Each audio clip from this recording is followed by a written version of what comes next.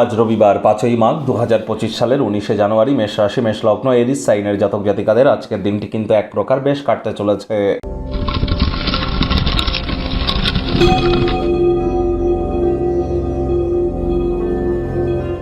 ভিডিওটির শুরুতেই স্ক্রিনে আপনারা দেখতে পাচ্ছেন সূর্যদেবের প্রণাম মন্ত্র। ওম জবা কুসুম শঙ্কাশং কাশ্যপেয়ং মহাদতিম ধন্তারিং সর্বপাপগ্নং প্রণতহস্মি দিবাকরম।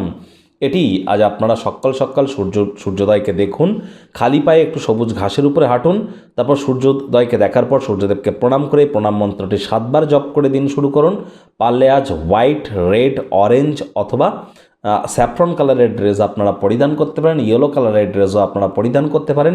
এটি আপনাদেরকে বহুলাংশে উপকৃত করবে। আজ রবিবার ছুটির দিন, যদি বাড়িতেই থাকেন আয়েশ আমোদ প্রমোদ বিনোদনের মাধ্যমে কাটান, অতিরিক্ত বিশ্রাম গ্রহণ করুন, তাহলে আসছে সপ্তাহের জন্য পুনরায় শক্তি সঞ্চয় করতে কিন্তু আপনারা সক্ষম হবেন।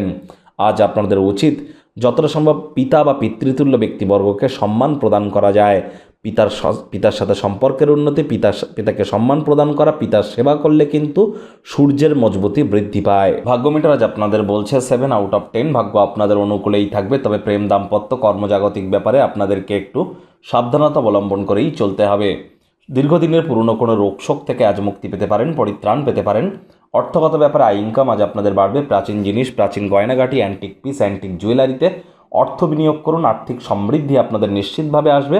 নতুন উদ্যোগ পরিকল্পনার পাশাপাশি নতুন নির্মাণ কার্যের শুরুয়াতও করা যেতেই পারে। চাকরিজীবী যারা আছেন, রবিবার হলেও অনেককে কিন্তু অফিসে যেতে হয়। কম কথা বলে কাজ বেশি করুন, মনের থেকে মস্তিষ্ককে বেশি দাম দিন। কোনো প্রকার অফিস পলিটিক্স বা গসিপিংয়ের অংশ যেন হবেন না, বসের কিন্তু কুনজরে পড়ে যেতে পারেন। রাজনীতিবিদ যারা আছেন, জনসংযোগ বৃদ্ধি করুন। কঠোর কায়িক পরিশ্রমের কোনো বিকল্পই কিন্তু নেই। বিদ্যার্থীদের পড়াশোনায় মনোযোগ আরও বৃদ্ধি করতে হবে। উচ্চশিক্ষার জন্য যারা বিদেশ যাত্রার কথা ভাবছিলেন, ভাগ্যদেবীও আজ আপনাদের পক্ষে নেই। সন্ততি থেকে থাকলে তাদের এদিকে কঠোর সজাগ দৃষ্টি বজায় রাখুন। হাউসওয়াইফ যারা আছেন, দিনের শুরুটা তাড়াতাড়ি করুন।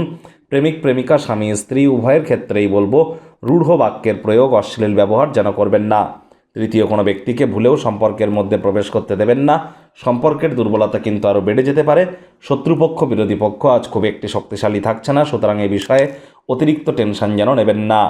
আজ আপনার ব্যক্তিত্ব মানুষকে কিন্তু হতাশ করতে পারে, এজন্য আপনার দৃষ্টিভঙ্গিকে পরিবর্তন করতে হবে।